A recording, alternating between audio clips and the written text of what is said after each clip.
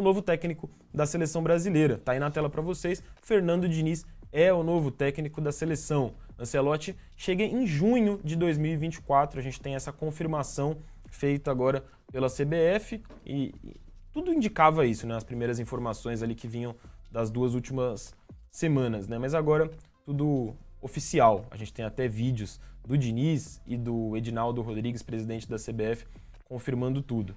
O combinado nessas negociações feitas entre a CBF e o Fluminense, clube onde trabalha o técnico Fernando Diniz, é que o treinador vai conciliar o trabalho dele no clube e aí se apresenta para a CBF, se apresenta na seleção brasileira nas datas FIFA, aqueles períodos em que o futebol brasileiro para, então o Fluminense não joga e aí ele consegue treinar a seleção brasileira. Esses jogos que o Diniz terá à frente da seleção são jogos de eliminatórias para a Copa de 2026, as eliminatórias sul-americanas e também amistosos no primeiro semestre que devem acontecer na Europa, um deles contra a seleção espanhola. E aí, em meio a essa confirmação do Diniz, também foi confirmado pela CBF Carlo Ancelotti, técnico italiano, hoje técnico do Real Madrid, como novo treinador, aí sim em definitivo, da seleção brasileira, a partir de junho do ano que vem, quando começa a próxima Copa América. Eu vou colocar já para vocês o vídeo de confirmação, aí, um vídeo que está reproduzido no Twitter da Jovem Pan, @JovemPanEsportes, videozinho de divulgação aí, tanto com a fala do Edinaldo Rodrigues, presidente da CBF, quanto do Fernando Diniz, novo técnico interino aí da seleção brasileira. Já vou colocar a mensagem de vocês na tela aí, tô vendo o Matheus participando bastante, o Belém também. Fernando Diniz, ele vai conduzir os destinos da seleção brasileira durante um ano e tenho certeza que vai fazer com muita competência, como sempre foi peculiar em sua trajetória profissional. Um sonho para qualquer um, uma honra e um orgulho enorme poder prestar serviço à seleção. De fato, é uma convocação, ainda mais do jeito que aconteceu. É um trabalho conjunto da CBF, com o próprio Fluminense. E eu tenho muita convicção de que a gente tem tudo aí para levar isso adiante e fazer o que dê certo. Pô, da hora, hein? Pra muita gente, era um desejo de muita gente que o Diniz virasse o novo técnico da seleção. Acho que ninguém imaginava que seria nesses moldes, né? Como um técnico interino, para depois passar o bastão pro Ancelotti. Mas é uma cena que muita gente esperava, né? Ver o Fernando Diniz com o agasalho da CBF, ali da seleção brasileira. O perfil oficial da Copa do Mundo, da FIFA aí, fez uma postagem já em tom, né? De festejo aí, com a confirmação do Fernando Diniz, dinizismo mais CBF Futebol, que é o perfil oficial aí da seleção brasileira, né? Joga bonito. Boa sorte na missão, professor, e uma arte aí bem bonitinha do Fernando Diniz com um agasalho da CBF. É a expectativa aí que a seleção brasileira tenha um jogo ofensivo, um jogo criativo, bonito aí, agora sob o comando do Diniz e depois do Ancelotti. É lógico que essa transição do Diniz para o Ancelotti, ela é questionada por muita gente. O Galvão Bueno já era um dos grandes críticos, ainda antes da gente saber que seria o Fernando Diniz o responsável por essa transição, por essa passagem de bastão. Ele já era um dos grandes críticos aí da história do Ancelotti ser confirmado como técnico da seleção, mas assumir só no ano que vem, né? E aí ele voltou a criticar agora com a confirmação do Diniz. Diz aí o Galvão Bueno no Twitter: Fernando Diniz é um ótimo técnico, mas é um erro da CBF. Como querem colocar um interino que pensa o futebol completamente diferente do técnico que assumiria daqui a um ano? Não consigo entender. É o posicionamento aí do Galvão.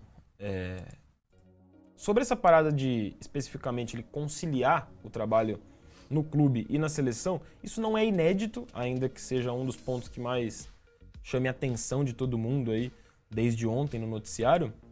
Essa arte da TNT Sports ajuda até a ilustrar, né? A gente teve casos recentes do Vanderlei Luxemburgo, quando no final do século passado, em 98, ali nos últimos meses de 1998, ele era técnico do Corinthians e assume a seleção brasileira por alguns meses em alguns amistosos, ainda seguindo como técnico do Corinthians, e aí depois de ser campeão brasileiro, ele vai em definitivo para a seleção. Emerson Leão viveu situação parecida nos anos 2000, quando ele troca o esporte pela seleção brasileira, mas também há uma transição em que ele termina a temporada comandando o esporte para só depois ficar em definitivo na seleção, e agora a gente vai ter o Fernando Diniz fazendo esse trabalho com o Fluminense e com a seleção brasileira. Só que tem uma diferença, o Leão, o Luxemburgo, eles fizeram esse trabalho de uma forma muito mais passageira, muito mais rápida, assim. Foram poucos meses, poucos jogos à frente da seleção e dos clubes em conjunto. Depois eles logo encerraram o trabalho nos clubes e foram para a seleção em definitivo. O Diniz nem vai para a seleção em definitivo pelo acordo inicialmente firmado. Ele assinou um contrato de 1 ano com a seleção brasileira e, em paralelo, ele segue técnico do Fluminense. Então, um período tão longo, aí sim a gente pode falar que é inédito, de um técnico da seleção brasileira conciliar por tanto tempo, em definitivo, na verdade, o trabalho de técnico da seleção com o trabalho de técnico de um clube. Mas é legal aí registrar que não é uma parada inédita. E, pô, a Bia tá almoçando assistindo o Trending Topics. Hoje ela não tá aqui no estúdio, né? Mas tá na casa dela aí, assistindo aqui o Trending Topics. Dessa vez almoçando no horário certo aí. Um salve pra Bia. Muito bem, muito bem. Já coloco as mensagens de vocês aí na tela. Dando sequência aos tweets e outras opiniões aí sobre esse caso. Renato Rodrigues, comentarista dos canais ESPN. Deixa uma opinião e aí sobre essa linha pô, não é inédito você dividir o trabalho de técnico da seleção e de clube, mas é questionável. E aí ele questiona.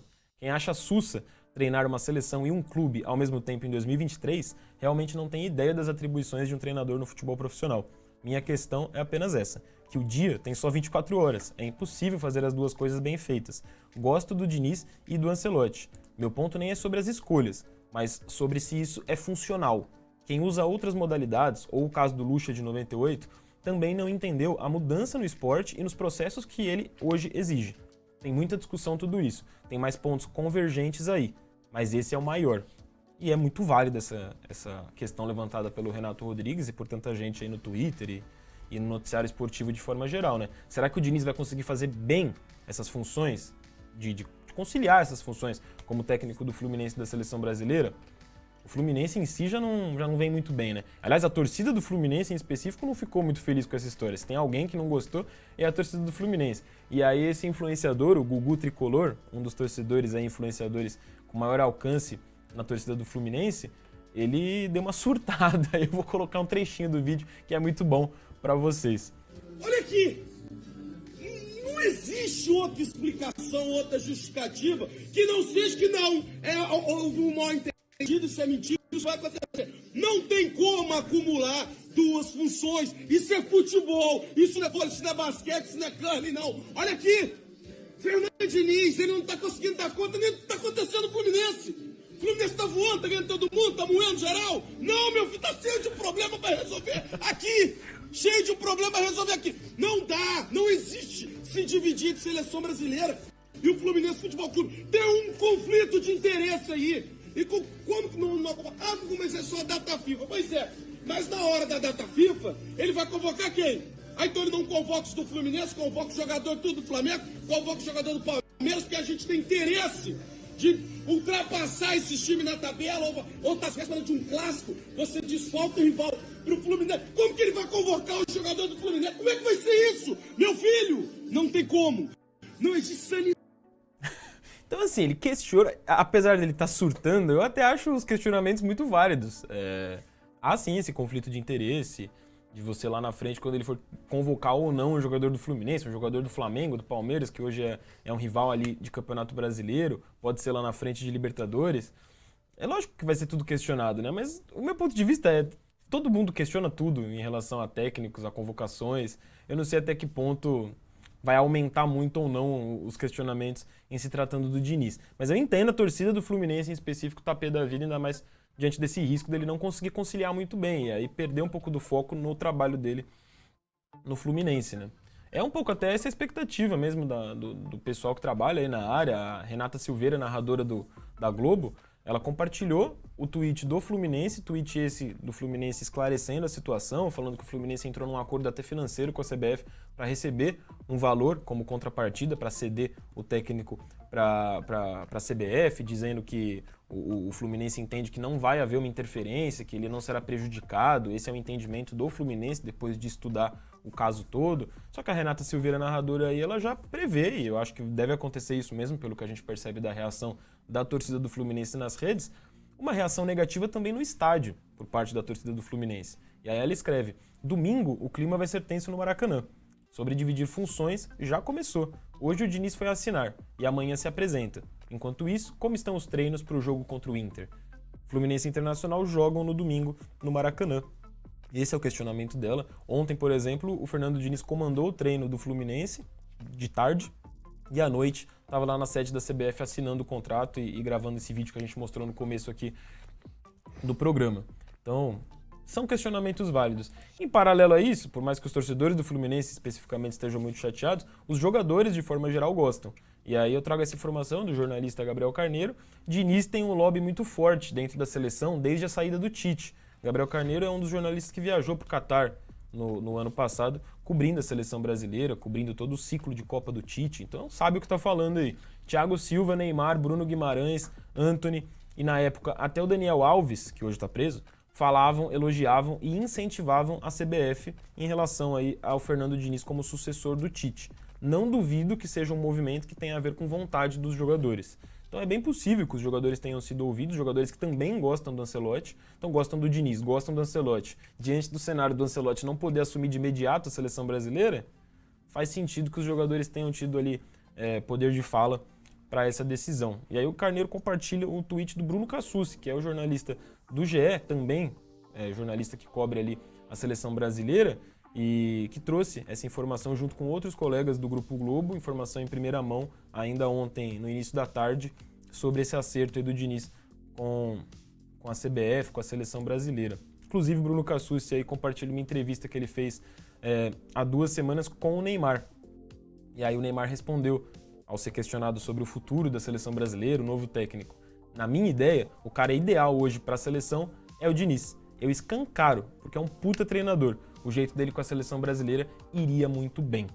E é um pouco esse, acho que o sentimento de todo mundo. Eu mesmo fiz uma brincadeira aí no Twitter. Quem não tá no mínimo esboçando um sorrisinho, já morreu por dentro, com uma postagem ali do Fernando Diniz ontem no Jornal Nacional aparecendo, dando suas primeiras declarações como técnico da seleção. E o GC aparece aqui, Fernando Diniz, técnico da seleção. Acho que de forma geral aí é um treinador muito elogiado por jogadores, é um treinador que tem um estilo ofensivo, criativo, que casa com a história da seleção brasileira. Eu acho que é no mínimo curioso, e eu fico curioso, pelo menos acho que muita gente, para ver como que vai se desenrolar, ainda que os moldes desse acerto possam sim ser questionados aí. Mas é um treinador que está fazendo um bom trabalho no Fluminense, acho que vive um grande momento aí. Eu gosto muito da parada dele ser um profissional formado em psicologia, então ele tem um trato mais humano ali com os jogadores, o entendimento, né, de que os jogadores são seres humanos, e aí trabalha muito a confiança dos jogadores, é um dos princípios do trabalho dele. Eu acho tudo isso muito interessante. Aí vamos ver como que isso vai se aplicar na prática na seleção brasileira. Vamos ver também o que vocês estão mandando aí no chat de mensagens desse, que hoje é o nosso principal assunto aqui do Trending Topics. Na sequência a gente engata nas outras hashtags aí sim, mais brevemente. O Harry lembra da história do Perninha, quando ele surtou, acho que como técnico de São Paulo na época, né? E aí detonou ali o Tietê, foi o Tietê, né? Num jogo de São Paulo, xingando ele de perninha e tal, mas numa situação de jogo. Enfim, deu uma surtada ali o Diniz. Quero ver ele chamando o Neymar de perninha no jogo da seleção. Deixa eu ver o que vocês estão mandando. O John Vieira aí falou que não vai conseguir acompanhar o programa inteiro hoje ao vivo, mas passou para deixar o like, o salve. Valeu, John. Faça igual o John aí, deixem o like, que ajuda muito a gente aqui no programa. O Lucas Pontelli fala, bota o Ancelotti de interino. Realmente, muita gente questiona, né? Por que o Diniz tem que acumular funções de técnico do Fluminense e da seleção e o Ancelotti não acumula as funções de seleção e Real Madrid? Eu acho questionamento válido, ainda que obviamente são clubes de tamanhos diferentes, de demandas diferentes, sem querer apequenar o Fluminense aqui nesse debate, mas o Real Madrid é o maior clube do mundo, né? Mas eu entendo o questionamento. O Matheus aposta aí que o Diniz vai ficar, depois desse 1 ano de contrato, quando o Ancelotti chegar em junho do ano que vem, o Diniz fica como auxiliar do Ancelotti, é uma aposta do Matheus, é algo que ainda não está firmado ali pela CBF, não está definido ainda. O Jonatas também aposta nisso, o Diniz provavelmente irá continuar após esse período. Imagina, segue como auxiliar, pós-Copa de 26, caso o Ancelotti não fique, aí ele vira o técnico efetivado para a Copa de 2030, é um cenário possível mesmo, por que não? E o pessoal aqui do Flow News mesmo, mandando mensagem aqui à nossa produção. Estamos quase chegando a 50 mil inscritos, então compartilha aí o nosso programa aqui, o Trending Topics, com a sua família, com o seu grupo de amigos. Tem bastante interação no chat, a gente tenta falar de tudo aí que tá bombando. Se inscreve no canal e deixa o like aqui que a gente vai pro próximo tema aí. Valeu todo mundo que tá participando.